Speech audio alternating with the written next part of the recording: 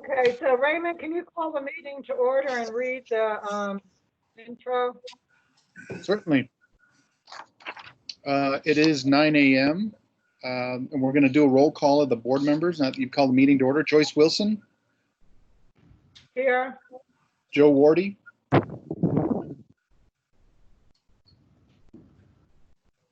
Joe Wardy,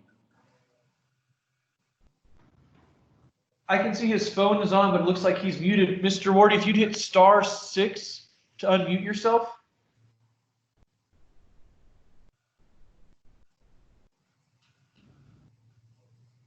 Mr. Wardy, are you there? Okay. Yeah, I'm here. Can you hear me now? yes, sir. We got you. Les Parker, Present. Joe Fernandez, Present. Jim Smith, Present. Michael Norwich, Present. and Luis Rosas. Present. All right, everyone is present and accounted for. I'll read the COVID-19 notices into the record. Pursuant to the suspension of certain open meetings laws by Governor Greg Abbott, this CRRMA board meeting is being held by video and telephone conference. In accordance with the various federal, state, and local orders, the public may participate in the meeting using the video link or telephone conference information found on the CRRMA's website and on the posted agenda. This meeting is also being recorded and will be made available on the CRRMA's website as soon as possible after conclusion of the meeting. During the meeting, each board member making a motion or a second should state who made each. The chair will then call for those in favor, those against, or those abstaining. The public is invited to participate in this meeting just as with all CRRMA meetings. If you are interested in asking a question or providing a comment, please submit a comment in the chat function of the video component or ask to be recognized by phone. If there are no questions from the board, we are ready to begin with the chair reading item 2 into the record. All right, thank you very much. Item 2 is adoption of the minutes of the board meeting of May 7th.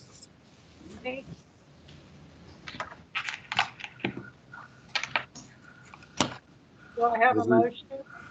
This is Les Jim. Parker, I move.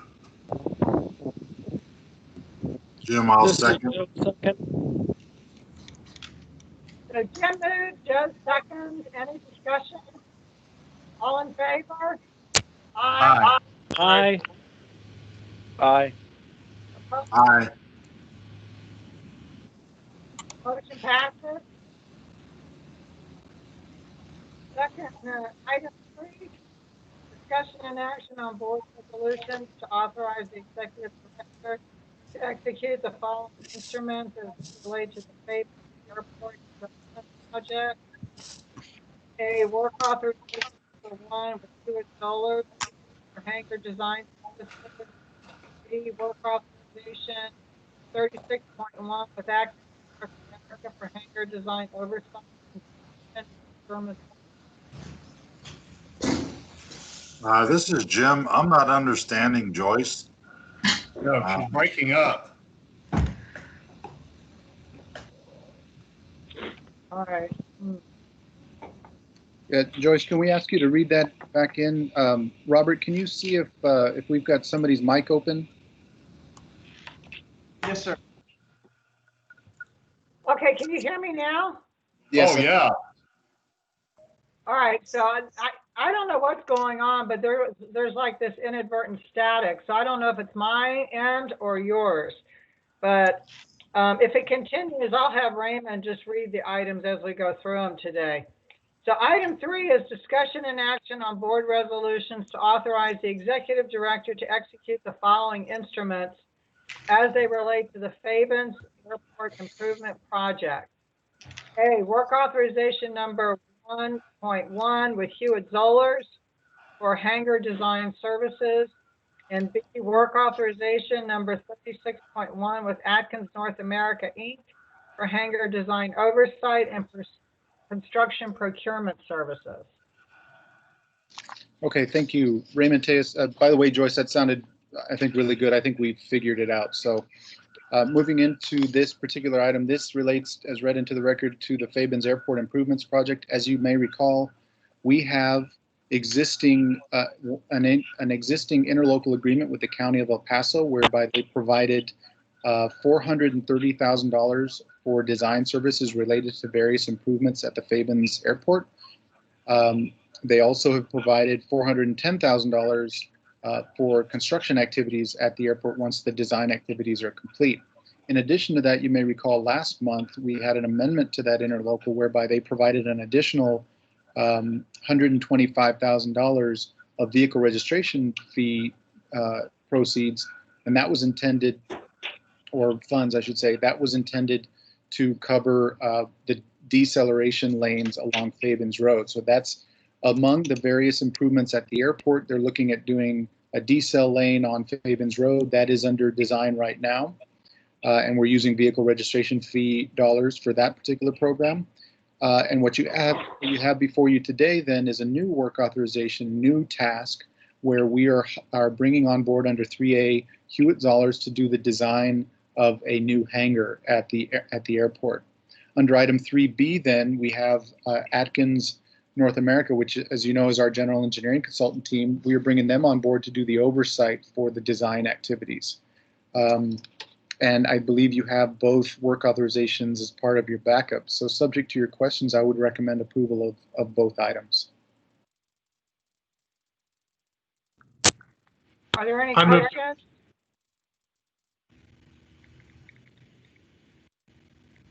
I move to approve. Joe Wardy, second.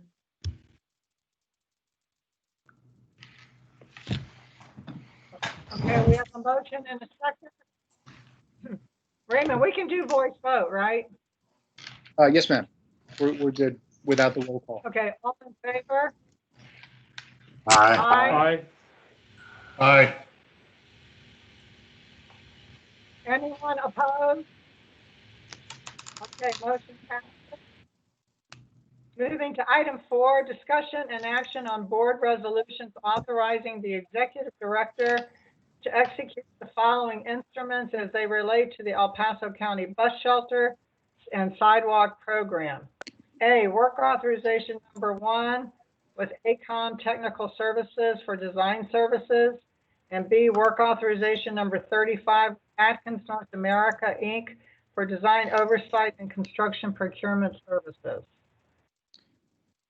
Ms. Wilson, could I ask you to read item number 5 into the record? I'd like to take those together. You want 5 as well? Okay, fine. Yes, ma'am.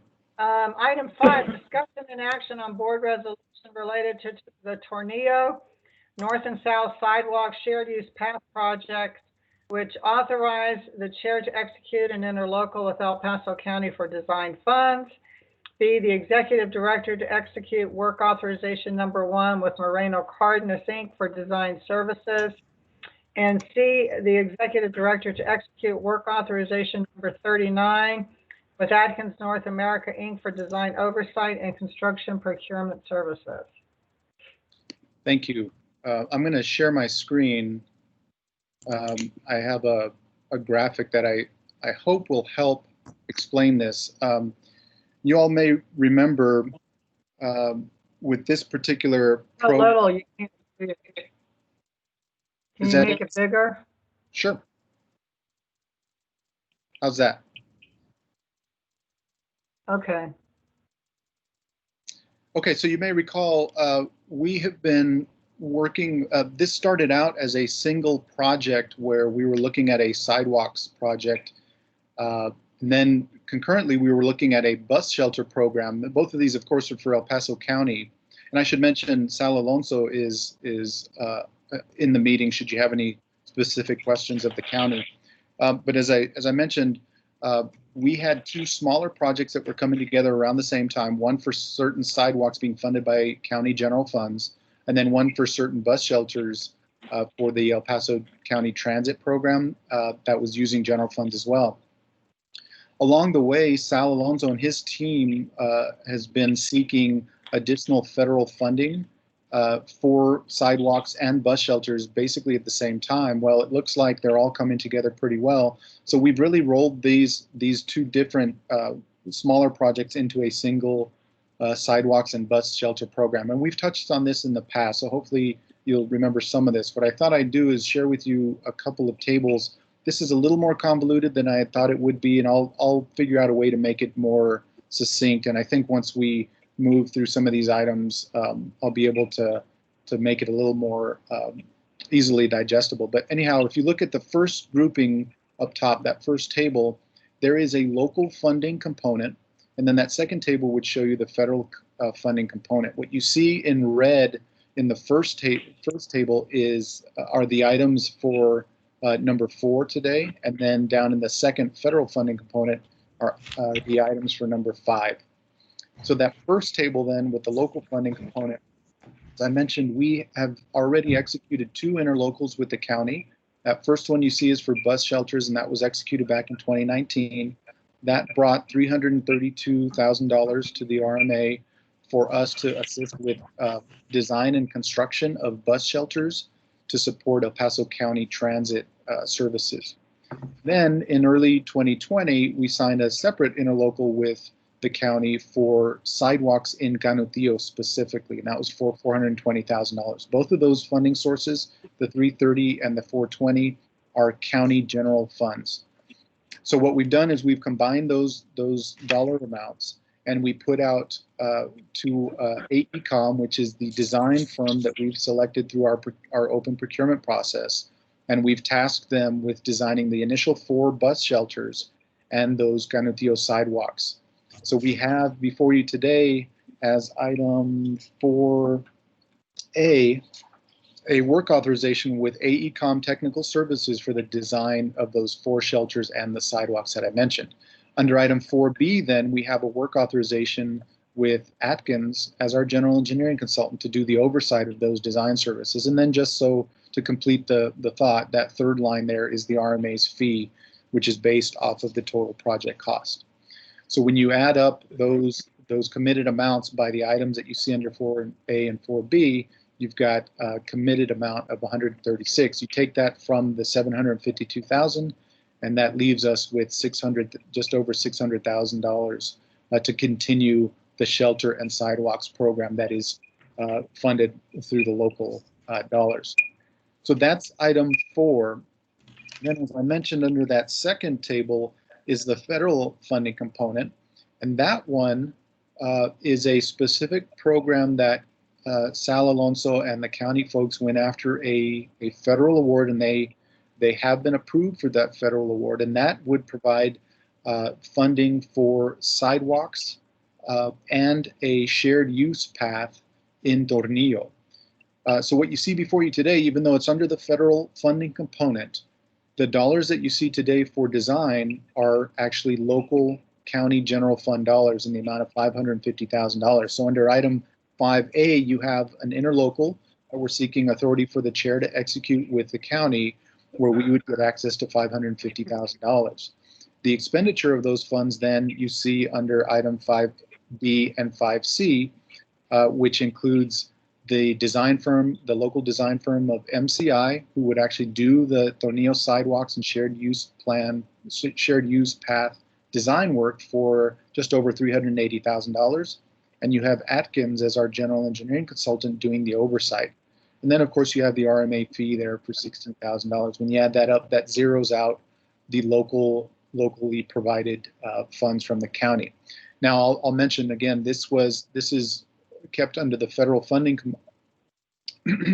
funding component, because the federal funds that are available and that have been approved for the county are only for the construction activities related to these designs. So that means the design that MCI is doing under this item number 5B will be to a federal standard, whereas in order to be eligible for the use of those federal funds. So that's an important note and an important distinction for this one. Just to round out the conversation, the reason why we're doing this as a program is that the county has been successful, as I mentioned, with this particular Tornillo sidewalks program, but they've also been pursuing additional funds for other sidewalk and transit-related programs. And you see that there below the bottom table. They are seeking funds and have received very positive comments, positive support on the Colonia program funding that could provide sidewalks. There's a TxDOT transit program funding that could provide additional bus shelter design and construction funding. There's the Transportation Alternative Set-Aside program that could assist with this program that we're helping with the county on. And of course, there's also the well-known Safe Routes to School program that the county has been active in for years and is pursuing as well. So I mentioned those at the bottom there because this table, and again, I'll figure out a way to make it more succinct, but this table will hopefully, assuming everything keeps going as well as it's going with the county and their pursuits, this table will expand and the program we believe will expand as well. So with all of that in mind, obviously, and subject to your questions, I would recommend approval of both items 4A, 4B, and 5A, B, and C, subject to your questions. Raymond, this is Mike Norwich. I'm looking at and I'm having a hard time, I've got two screens going, one with the actual interlocal agreement and one with your spreadsheet. And I'm kind of scrolling around and it looks like the work itself is somewhere around $700,000, but the design services to me seem really disproportionate to the actual work itself. And I may be, I'm sure it's all very legitimate. I'm just trying to figure out, what Sure. kind of how many hours does it take MCI and Atkins to design something like this? Have we ever put a cost per hour type thing into this? I mean, those are big numbers, 384 and 149 for design services, just for a project that seems relatively inexpensive. Sure. So we have Edgar Fino on the line as part of our GEC team. But before I ask him to get into a little bit of details, let me clarify a couple of things. The 752, those are the budgeted funds that are coming from the county to the RMA, and they're not a specific amount that was tied to any specific work. In other words, those funds were available and Sal is here as well to correct me if I go astray. But as I understand it, those funds were available at the county. They were provided to advance the programs that we're talking about today. So in other words, that's not the specific amount that was identified for the design and construction of the 4 shelters and sidewalks. That was the amount that's available. And our program is intended to identify all of the sidewalks and all of the shelters that are needed and wanted by the county and prioritize them, and we will knock them out as available. And then hopefully through the run of this program, the county will continue to provide additional funding so we can continue to knock out those projects. So that's one thing. To directly answer your question, all of the agreements that we enter into, whether it's with AECOM, with MCI, with any other design firm, and that includes Atkins on the oversight, and even when Atkins does our design, all of the hours that they project for a particular project are outlined, and they're provided as the work authorization that we execute. So you should see in the back of your work authorization the hours broken out by task and by Okay.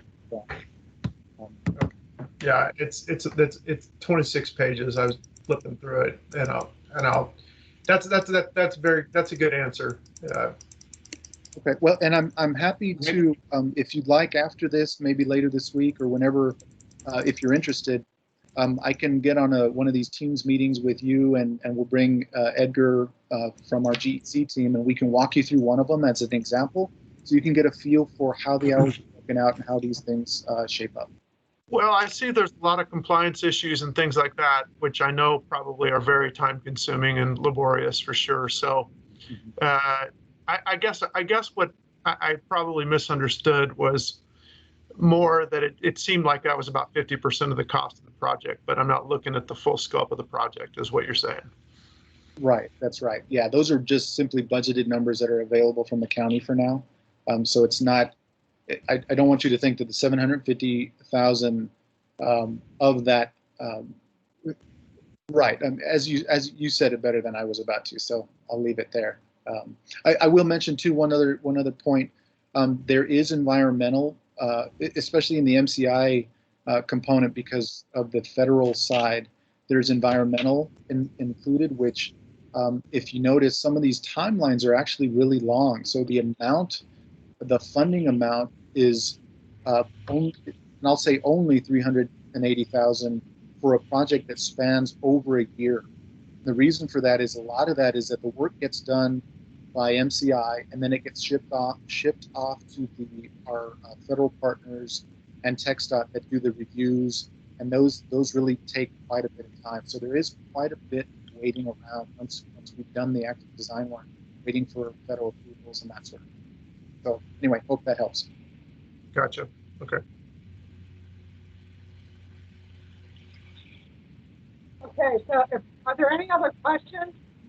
If not, I'll entertain a motion on both item 4 and 5 collectively. Jim Smith, I've got a question. Is there a specific amount that the county has gone after to the feds for construction costs? Do you ask for a specific amount of money, or do you ask for just funding for a project? How does that work? They do. Sal, if you're available, would you mind chiming? Yes, sure.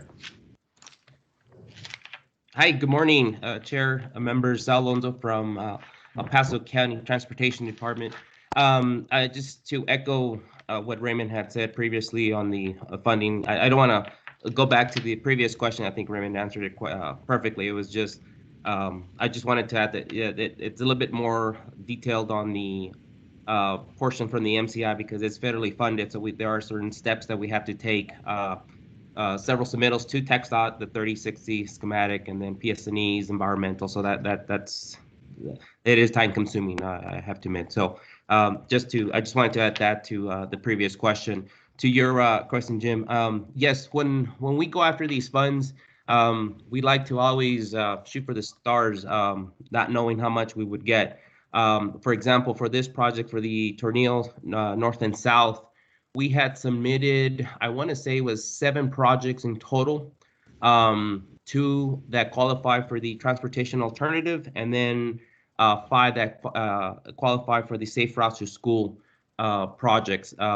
We were only able to hit 1 of the 7, but you know, that Tornillo share use path, I mean, the Tornillo North and South project that we're talking about was estimated at a little over 2.2 million in construction dollars that we received.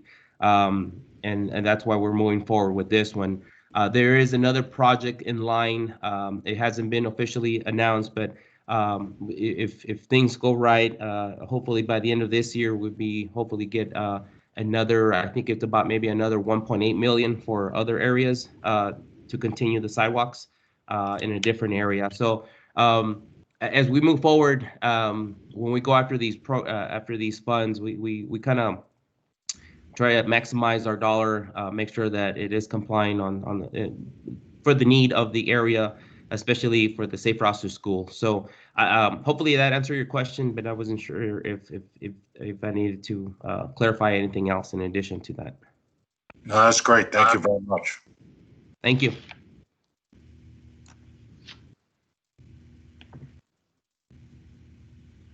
This is Jim. I make a motion to approve both items.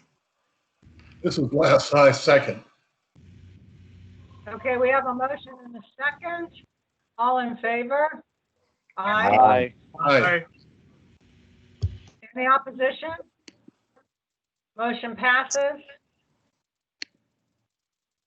Okay, so now we are on item 6, which is discussion and action on board resolution authorizing the executive director to execute project contribution agreements with Hunt Communities, GP LLC, and associated change orders with J.D. Abrams LP to implement certain developer requested and funding deceleration lanes as part of the East Lake Boulevard Phase 1 project. A, Askew Street, B, Stoughton Street, and C, Lingwood Street. Okay. As read into the record, this is seeking authorization to execute 3 specific project contribution agreements. And you may recall we've done these in the past with developers in the area, and in fact, they were related to East Lake Boulevard as well. What's happening is that along with the improvement of the East Lake project, these developers in the area are now asking for deceleration lanes to service the developments that they are bringing online. So what you see under item 6 then are 3 specific deceleration lanes being requested by the developer, in this case Hunt. Now what makes this unique is that we do not yet have final costs for each of these 3, but the complicating factor is that the contractor is actually getting near to the end of the project.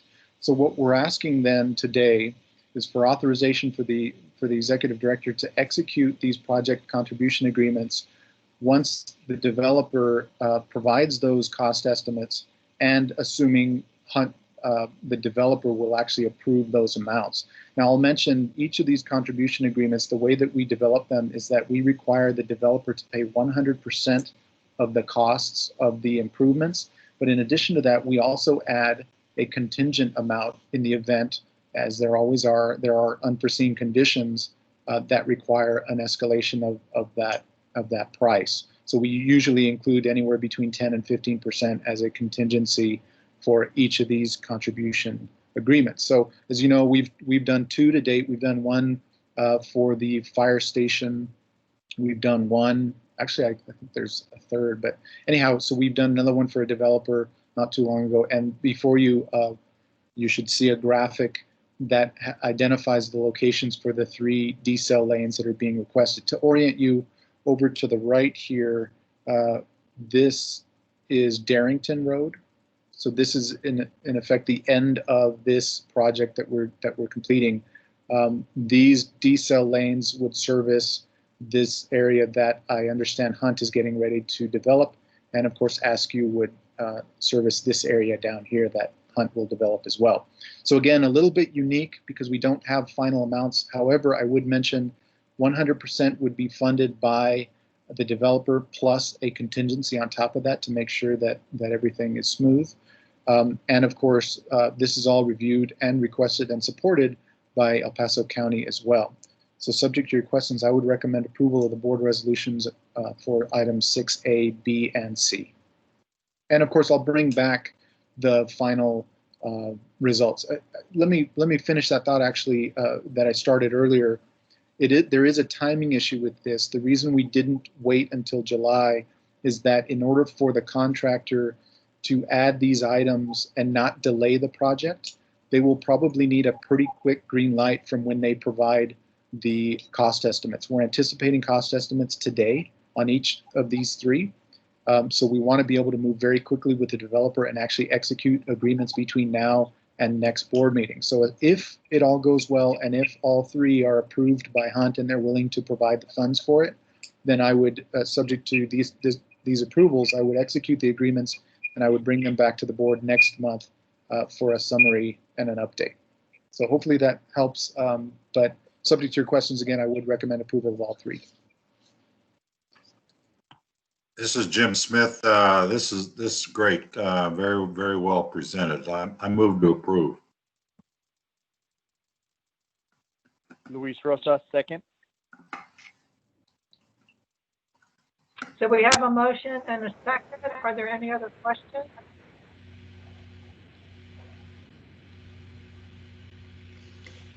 All in favor? Aye. Aye. Hi, Jen. Who are you? Any opposition? Okay, motion passes. So the next item is 7, presentation, update, and discussion on change orders for the 2013 El Paso County Comprehensive Mobility Plan and Wind Road Project.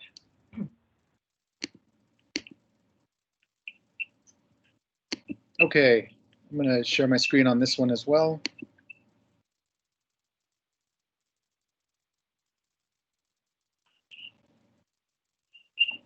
So as read into the record, we do have change orders. As you know, each month, pursuant to an executed resolution of the board, I bring back to you a report of the change orders that have been approved. That board resolution also requires board approval of any change orders over $100,000. We do have one of those in this presentation that I'll ask you for certain board action at the end of this presentation. And then the 3 pending change orders that are referenced there are the 3 deceleration lanes that we just discussed, but they're included in here to provide a complete picture. First up, we've got Wynn Road. As you know, we're developing this project on behalf of the city of El Paso. The change order that we're discussing today is number 4. This is along Pan American. So to orient you, Pan American is the roadway that hits 375 and runs all the way down in yellow to Wynn Road. This roadway is just being refinished. It's not being reconstructed. We're putting a new asphalt top on it. But what they found when they removed the current asphalt covering, they found areas that were soft. So that what that means is the base layers that support the asphalt were failing. So that was unforeseen. So we've reviewed that with the construction contractor. They've come up with a proposal. We've routed this through the city of El Paso, and they have approved this amount. So $51,000 will go towards the repair areas for the base areas that are soft, in essence. The next one is Pelicano. And we've got on this one you may remember I brought to you last month as a heads up.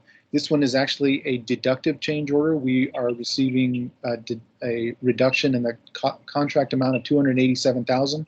That's because we were able to replace the originally proposed concrete pipe, reinforced concrete pipe, with a lighter material, the piping that you see there. So that saved the project $287,000.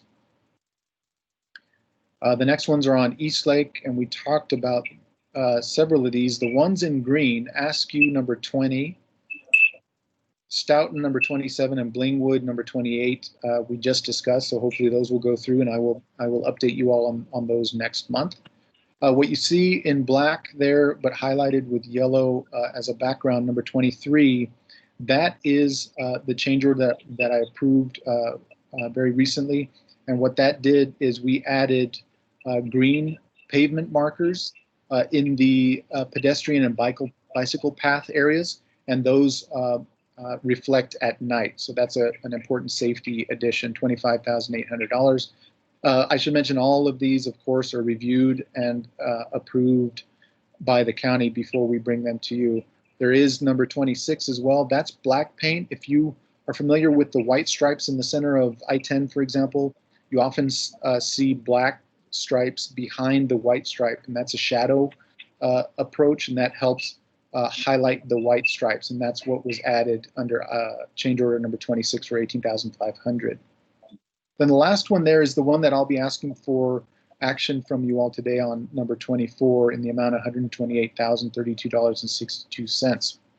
What this is actually going through the entire project and identifying all of the intersections that require pedestrian push buttons to allow them to access the walkways.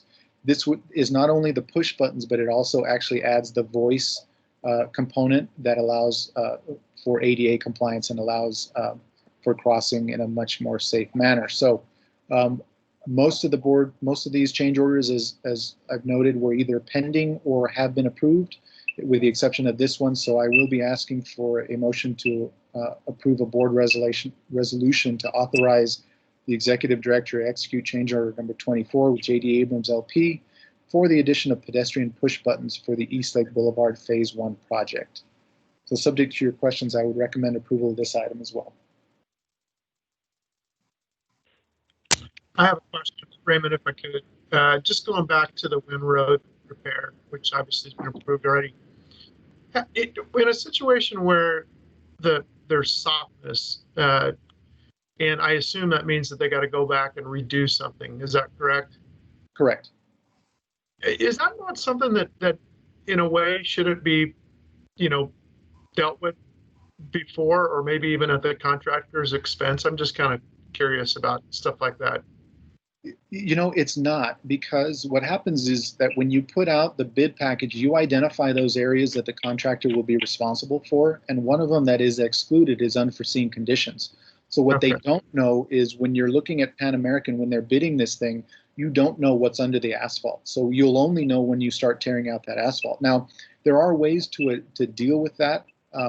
What we could have done in this scenario is you can take what are called core samples. You could go periodically throughout the roadway to make sure that the base is still secure, but that tends to be costly and timely, and in this case, that was not requested by the city of El Paso. And frankly, I don't know that it's very common. Well, it's actually, and from a construction standpoint, and I've built a lot of things. We do core samples, and it's sometimes, you know, I guess 51,000, it probably in the scheme of things is not ridiculous, but I bet core samples would have probably been less than 51,000 all the way around. But remember too, if the core samples identified soft areas, that would have been an additional bid item, and we still would have had to pay it. Now, there's no doubt when you're paying for something under a change order, you're paying more because it's time and you know, that sort of thing, and it's you're requiring to add it in after the fact. But it would not have been done for free, I guess is my only point. Okay. Well, it was just a question I had. So. Yeah.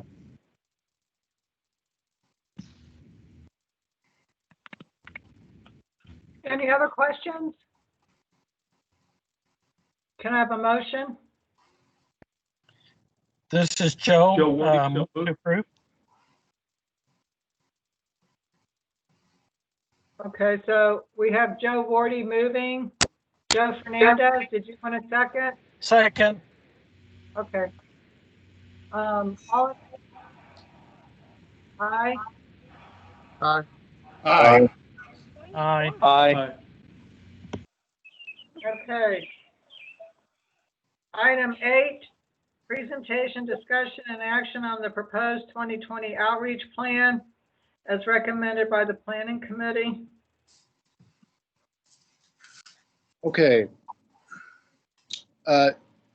Jim, as the chair of the Planning Committee, I don't know if you want to open this one up, or I'm happy to do it. Yeah, this is Jim. We had a great planning committee meeting. Raymond's just about to tell you here the results of that and how it's coming, and we're kind of the methodology that we're looking at as we proceed forward and start defining specifics that we can go into greater detail to pursue. So Raymond, if on that note, if you would. Certainly. So as referenced by Jim, one of the items that the Planning Committee recently took up was something that actually came out of the planning sessions that the full RMA board held back in January of this year. And this one specifically is to develop an outreach plan. We talked a lot about, and in fact, actually, this item was brought before 2 separate committee meetings. The first one provided the background on what the RMA has done in the past in terms of outreach, what those collateral materials were that we developed originally, how we distributed them, what our target markets were, and all of those sorts of things. So we had a lot of good discussion around the history. The second committee meeting then was determining what we were going to do going forward. So that's what you see before you. This document was taken to the committee and was blessed by them and asked to be brought forward with a recommendation to approve this as the 2020 outreach plan for the RMA. So the goal is stated up there. It's really the goal is really intended to provide materials and make sure that all of the area agencies that have a transportation system or are involved in transportation know that the RMA is or should be the go-to agency when they need support for their transportation network. So that's everybody from the smaller communities like the village of Vinton, Horizon City, Socorro, all of those folks, all the way up to the city of El Paso, and of course TxDOT and New Mexico DOT as well. So again, the goal is really to provide materials and develop an approach so that we are making that information available and everybody understands that we are available to them and we are here to help the region. The way that we're going to do that then is through a PowerPoint that will be developed. And I should mention, and this has come up in prior conversations with the full board as well, we do have an outside public relations group that supports us by the name of Barracuda PR, and we've tasked them. They have designers on staff. We will, assuming this is approved, we will task them with developing a new PowerPoint template, new design with new content, and the point of that PowerPoint would really be to introduce the RMA to all of these area agencies, again, whether it's Socorro, Benton, or otherwise. It's to develop a new look with that PowerPoint, and we would use that going forward. That design then would be used across, it would be an integrated design across this new PowerPoint, likely a new letterhead, and it would revolve around the business cards that we have in place right now. So you'd have that streamlined look that would cross all of those platforms. We would also task them with developing leave behind materials that of course are bilingual. We would have a rack card, and that would be printed in large quantities, and that would be a very general rack card that has RMA information on it that does not change, right? So when were we created, what are our authorities, that sort of thing, all of that real base general information that does not change very frequently. Then there would be a second item that would be a trifold brochure, and that's got more specifics, and more importantly, it's updated more frequently, so we're printing less of these in each run, and we're handing these out. These are updated maybe every half a year, every year, something like that, and that would really include some of our wins, right? So streetcar would be in there for now. Anything that we're involved in right now would likely go in there that would make sense to share with our target audience. All of these materials, the PowerPoints, the leave behinds, they would be developed with the intent that I begin to do one-on-one meetings and PowerPoint presentations. Of course, right now we're doing team meetings. In time, I'm assuming that we will shift away from these types of meetings and head it back to face-to-face. And these materials will support both approaches. As part of this process, we'll be developing a list of regional stakeholders that includes those that I've mentioned before. We'd prioritize that list, and of course I'll bring that back through the planning committee for prioritization, and we'd basically number them 1 through 20, say, for example, and then I would begin to hold those meetings based on that prioritized list. The next bullet then, that fifth one there, is an electronic newsletter. This will be a very brief, graphically interesting newsletter that is sent out each quarter, and it'll be emailed to that same stakeholder group that we've identified under the stakeholders. Now, I was initially pretty hesitant about this. We had a really good conversation at the committee, and I've had good conversations with our outreach firm on this one.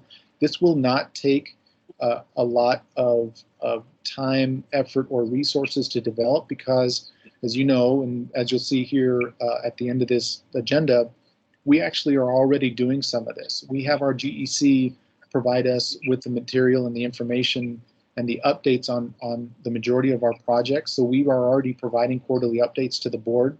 So what we'll do is we'll take that information, we'll share it with Barracuda, and each quarter Barracuda will spend a few hours and they'll be charging an hourly rate, which I think is a reasonable rate that we already have them on board for. And they'll flip that into a graphically interesting, and I'm using that term, obviously they'll make it slick and interesting, and they'll put that into an electronic newsletter, say 2, 3, maybe 4 interesting stories from that particular quarter, and we'll send that out to our stakeholder group. So that's what we're looking at for the newsletter. We're also talking about a construction site sign. So every project that we are involved in, and you see this with many of the projects, you see them on all the city projects, a lot of the TxDOT projects, there are boards at each of those projects. We've never put up a sign that identifies who's involved. So that's really what this is. So our outreach firm would develop the template for a 4x8 co-branded sign. So for example, on the CMP projects, you would see the County of El Paso. If TxDOT was involved, you'll see their logo, and then of course you'll see the RMA. And that's really intended for those folks that are looking at those signs, like engineering support teams, public works folks from the different agencies in town. That's who really looks at those signs. So that's who we're targeting through this component as well. The next item there is a partner organization outreach integration. This really, it's a lot of words just to say. A lot of times with our partners, the county is a good example. They'll put out press releases, they'll put out information on some of the projects that we're involved in. So what we're doing here is we're developing template language that we can share with them. So whenever they put out a press release on one of the projects that we're involved in, they'll just add our component into that, into their release. So that's another way of us getting out there and making sure that people know that although it's obviously a county project, the RMA is involved, and that keeps our name in the cycle. So that's what that's intended to do. And then, of course, that last bullet point there is board member involvement. The question at the planning committee was, how do we get the board members involved? So what we will do is develop a document for board use. It's really kind of a highlight document that talks a little bit about what the RMA is, how we work, but obviously most of you all are very familiar with that, especially the longer you stay with our board.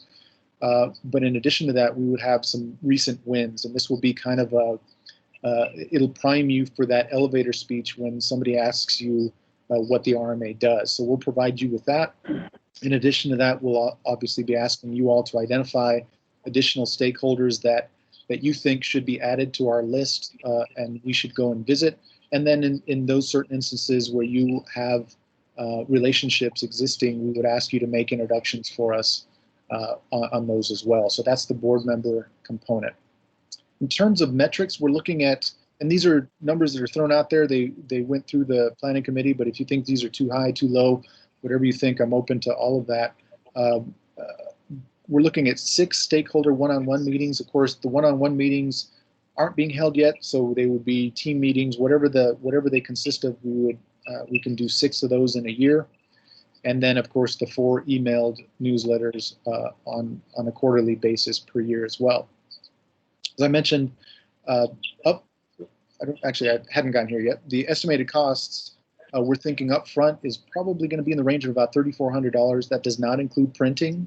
I don't anticipate printing being significant, but those upfront costs would cover all the design work needed for the PowerPoints, for the construction site signage, all of those design elements, and putting this program together so that it looks like a unified, cohesive program, and it looks good. So that's $3,400.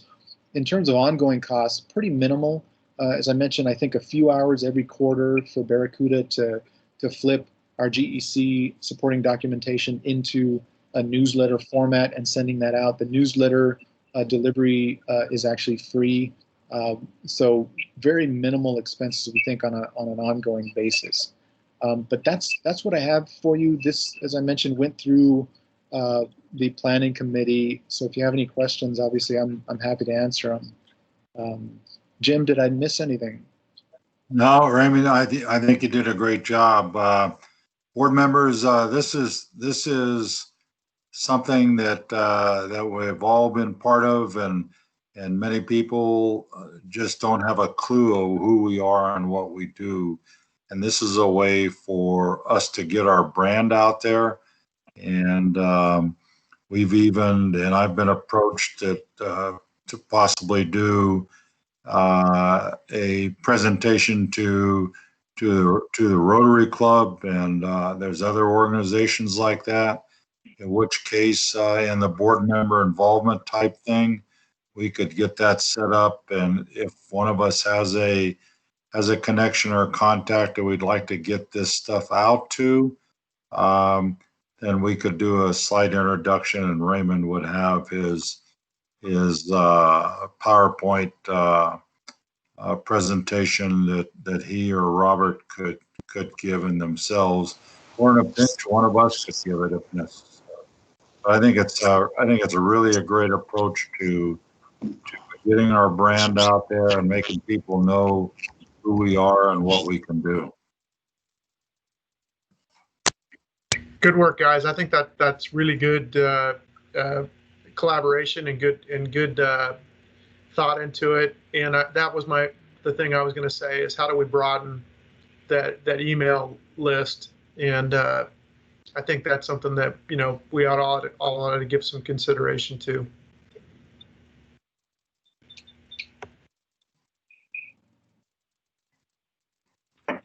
So I would think Barracuda would have, based on the work they've done in other scenarios with TxDOT and others, would have a good like network of like possible interested parties or stakeholders that they could help us develop a broader database as part of this. So that's something that if you're not already doing, you might want to talk with them about how do we maximize the outreach.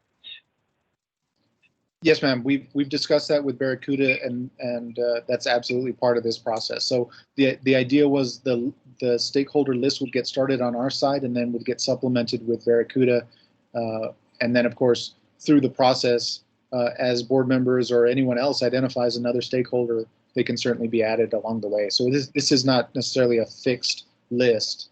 It's obviously always moving. Okay.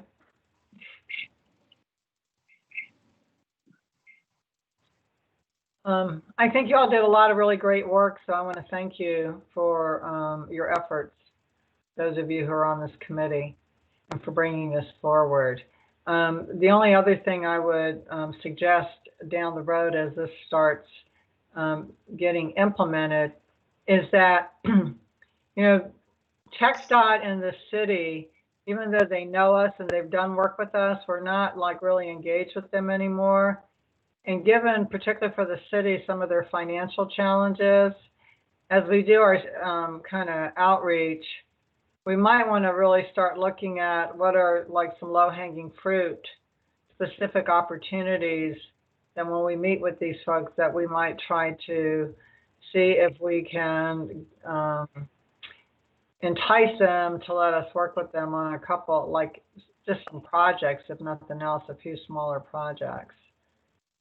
And that's a really good point. That's actually a separate agenda item on the last two committee meetings. And in fact, they've tasked me with identifying a couple of projects and more importantly, identifying the approach on how to present those to exactly to exactly your point.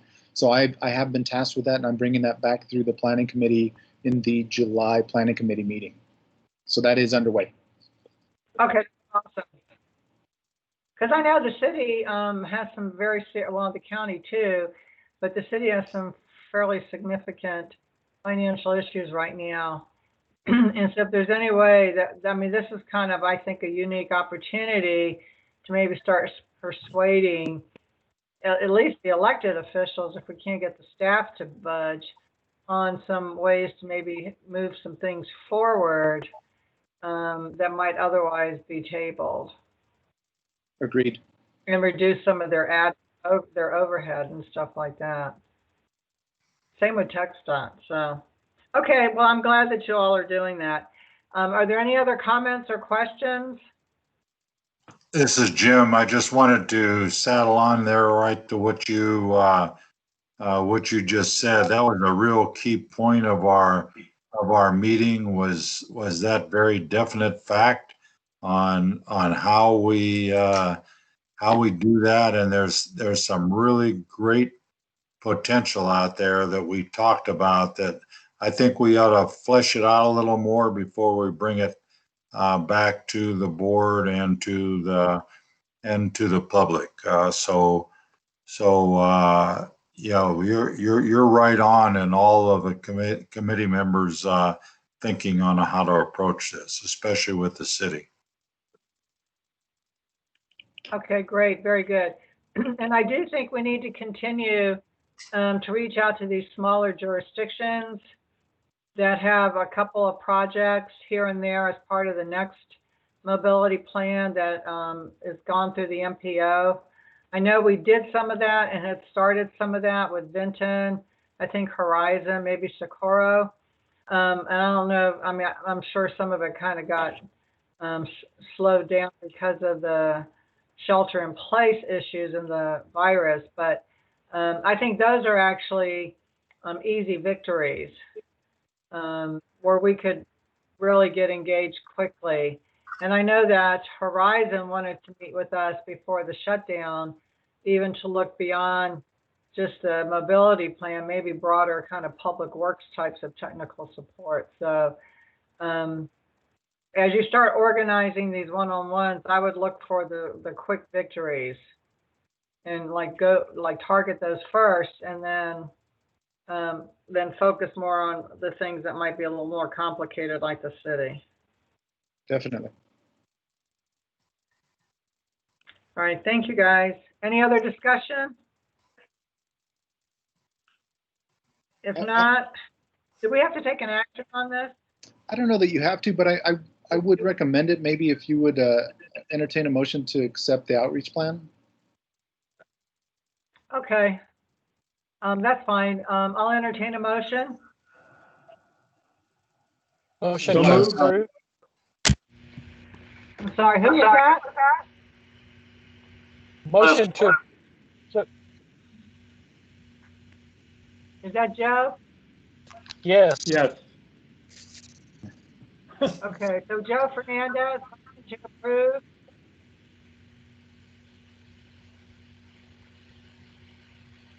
Do we have a second? I'll second. Yes. Okay, we have a second. That was Jim, I think. That was Mr. Any Parker. other discussion? Oh, I'm sorry. Sorry, Les. All in favor? Aye. Aye. Aye. Aye. Mr. Tejas, before proceeding, this is Robert Suter, Director of Finance. There is a comment in the chat from Eduardo Calvo of the MPO that I'll just read into the record, so we've got it captured for public comment. It says, Raymond, MPO staff is ready to assist with CRRMA's outreach plan. There may be instances for showing successful partnerships in the past. Breaking up, Robert. I'm sorry? Yeah. You're breaking up. Oh, I'm sorry. I'll Yeah, start the fresh. audio on this meeting is really awful. I don't know what's going on. There's a lot of static and people are breaking up. And I have found that Microsoft Teams has been a problem for me more than any other venue. I don't know about, oh. Let's meet in person next month. Yeah, I would like that. Bring your mask. Up with that.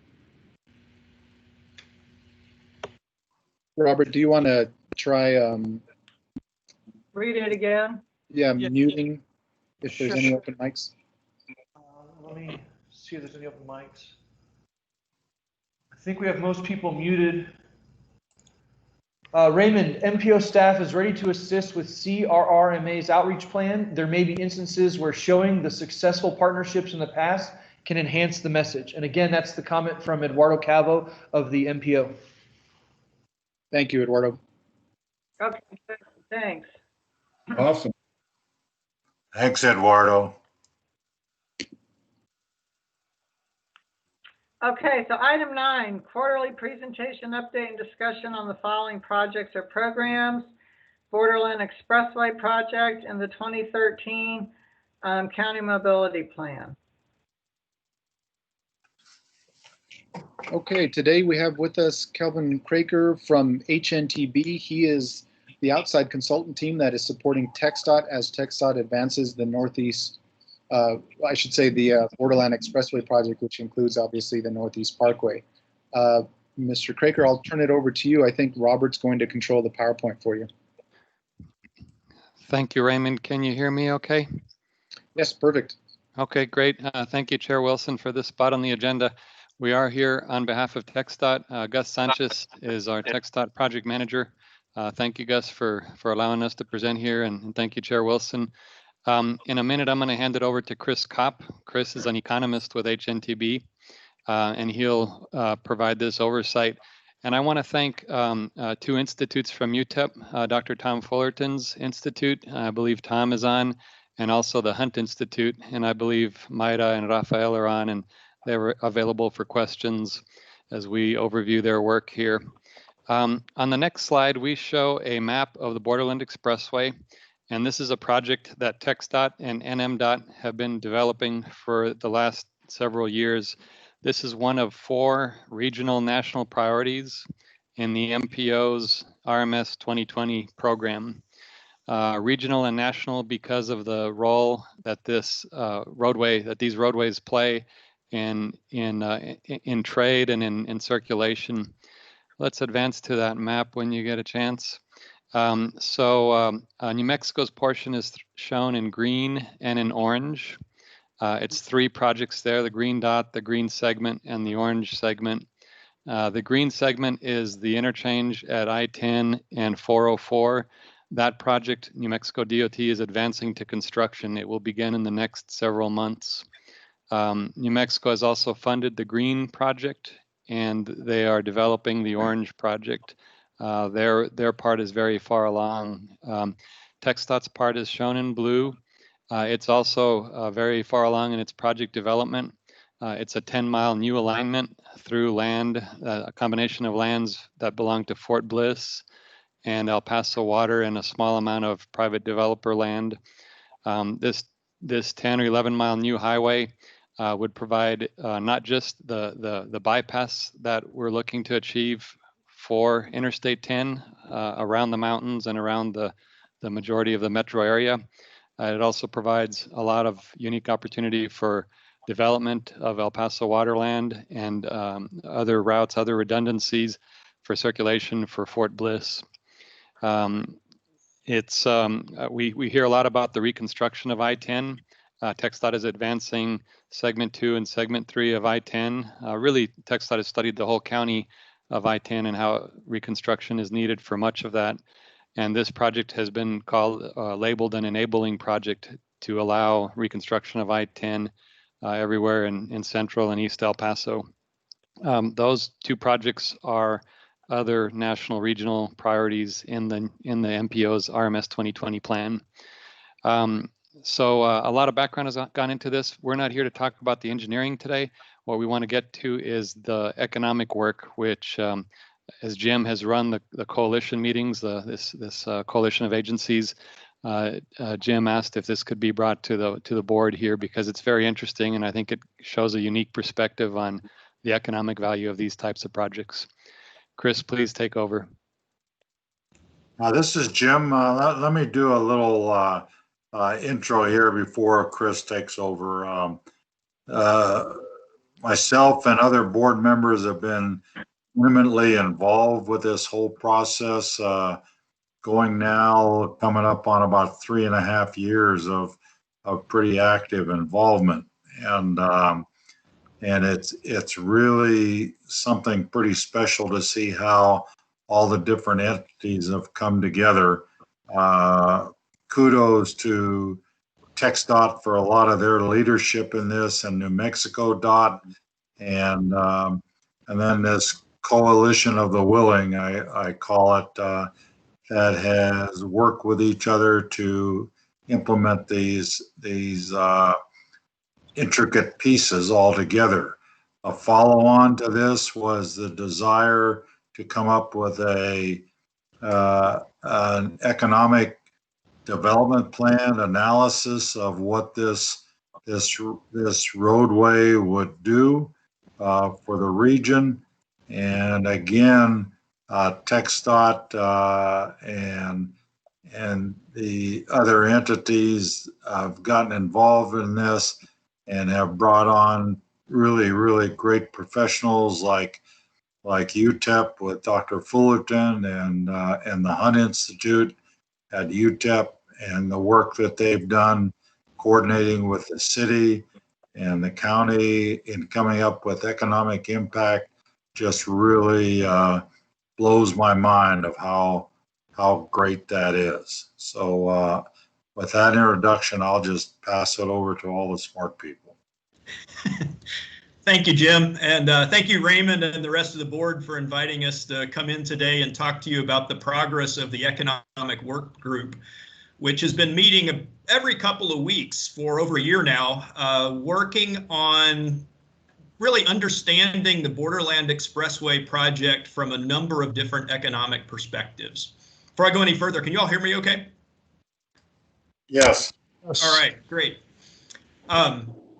So these perspectives, only a little bit of this work is really from my team directly at HNTB. So I definitely want to recognize the work of Dr. Fullerton and the Border Region Modeling Project at UTEP, and their work on one component of our agenda today, the 2050 trend analysis, as well as Myra Maldonado and Rafael Perez Pena at the Hunt Institute at UTEP, who've been working on the short-term and long-term economic impact analyses.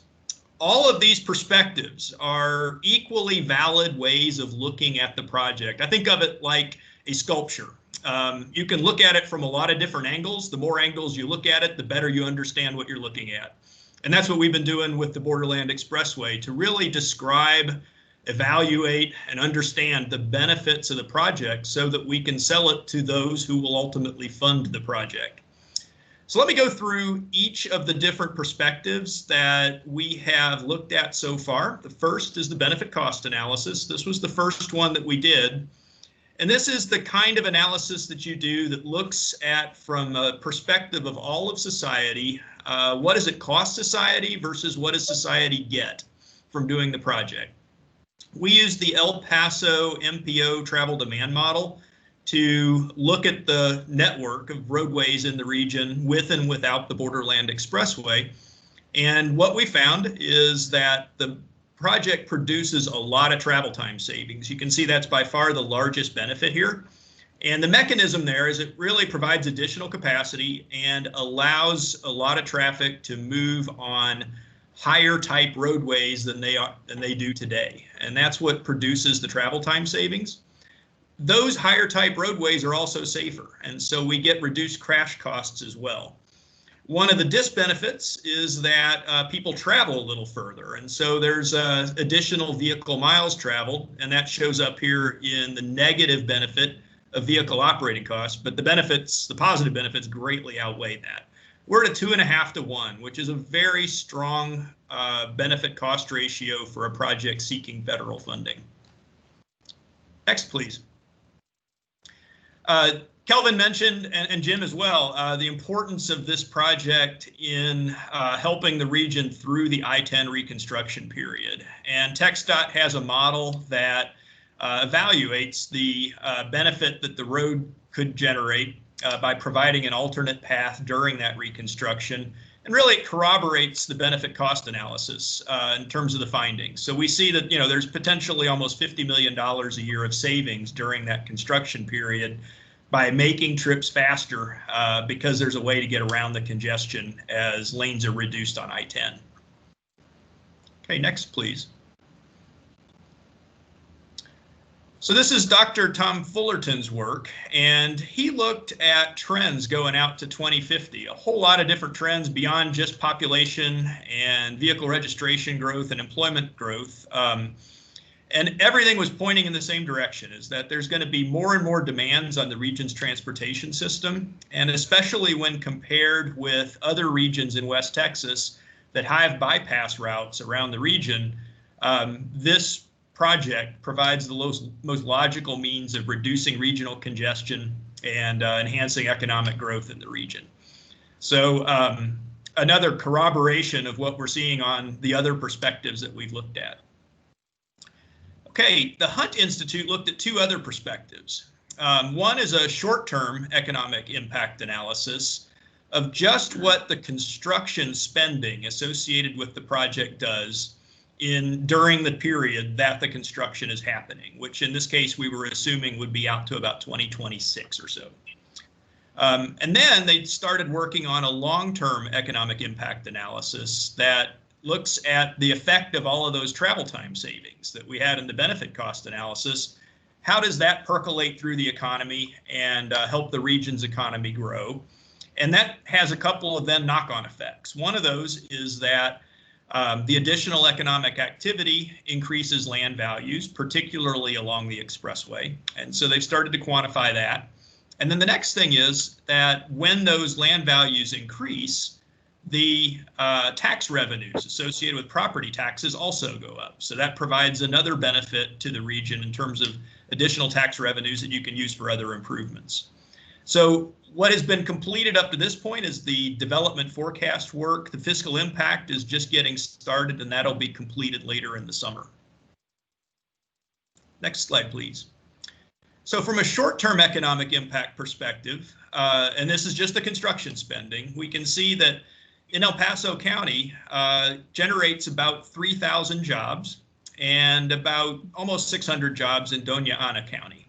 And a little bit more in each state because there's contributions from other counties around the state as contractors buy things from elsewhere to build the road. So that's the short term. And then on the long term, you can see here quite a multiplier.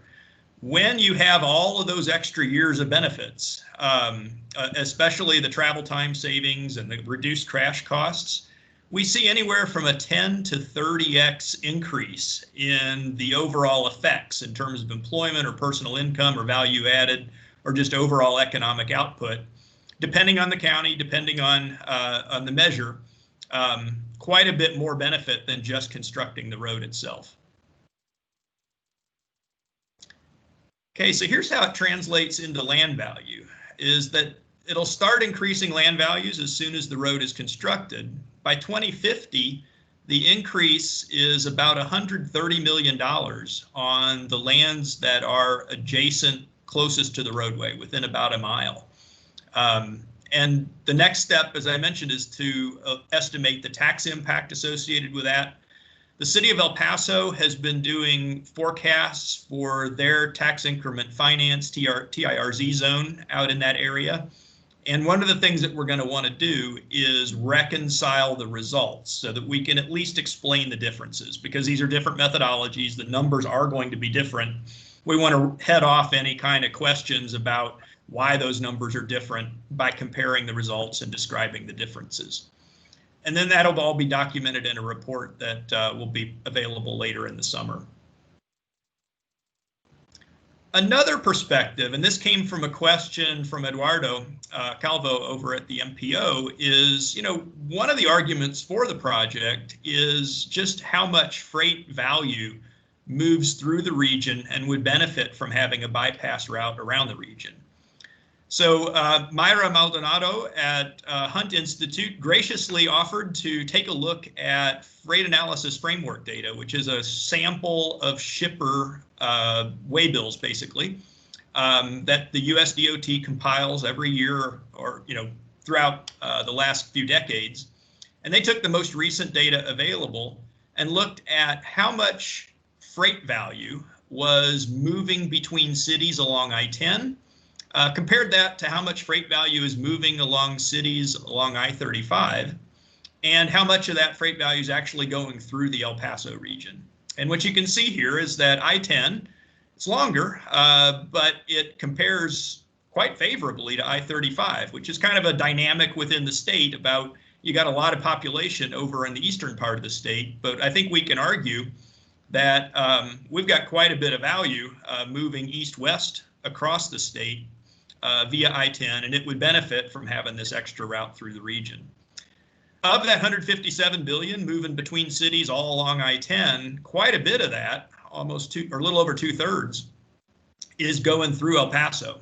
And there's additional freight volume that is going through El Paso or to and from El Paso via other routes as well, just to put it in context. But we've got potentially $100 billion or more of freight value in 2019 that could benefit from the roadway.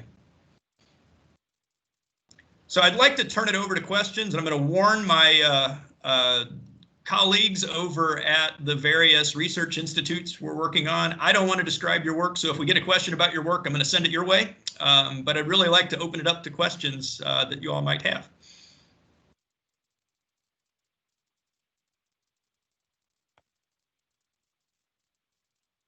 Anyone have any questions?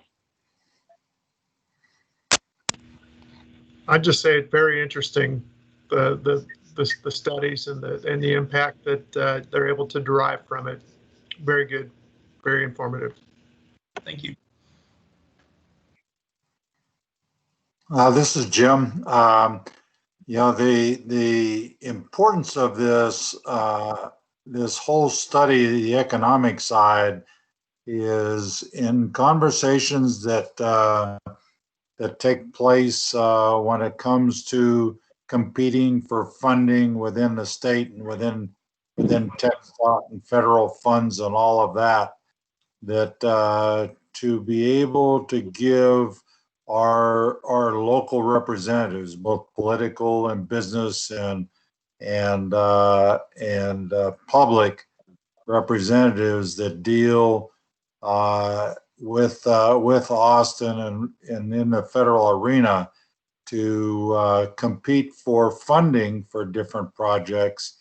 That this is a huge value added tool to help them describe what's so important. And as was brought out, you know, I-10, regardless of what happens in design and what it's going to look like in the future, I-10 is in desperate need of repair, as TxDOT's told us many times. So regardless what that repair is going to look like, it's going to be torn up. The lanes are going to be reduced immensely, and that is going to exponentially increase the need for this relief route to go around the city to enable the local population to not suffer so much as far as congestion and delays and all of that caused by through east-west traffic and especially all of the freight traffic. So this is just a very valuable tool for anybody that's out there and seeking funds for all of our projects, all of the I-10 projects that are on the MPO top 4, to include this one, which in the opinion of the coalition we formed is a very much needed relief route. So that's my only comment. Thanks, Jim. Good So presentation. does anyone have a sense of what is in the funding stream or priorities for money? Who wants to address that? I know we've got some representatives from TxDOT, including Eddie Valtier on, and I think Eduardo Calvo of the MPO is also very close to the funding discussion. What I can say is that New Mexico has funded $50 million for the green and orange segments of the project. Their portions are close to being fully funded. The two green pieces are, and the orange is close. Anybody want to comment on the TxDOT funding? Sure, this is Eddie Valtier with TxDOT. So we are, every year we put together a list of priorities for the larger projects. We submit those to Austin for CAT 12 discretionary funds. This is one of those projects that has been submitted. Again, there's no guarantee, but every year certain districts get these larger projects funded. In addition to that, what we're doing is we're trying to also look at how we could phase it to get some of the project built sooner rather than later. So we are currently going through that process. We hope to see a little bit of light for a small piece of this project to get constructed. That is currently in the works as well. So we are pushing forward and making all the efforts that we can. It's a great project, and we hope to come through with the funding soon.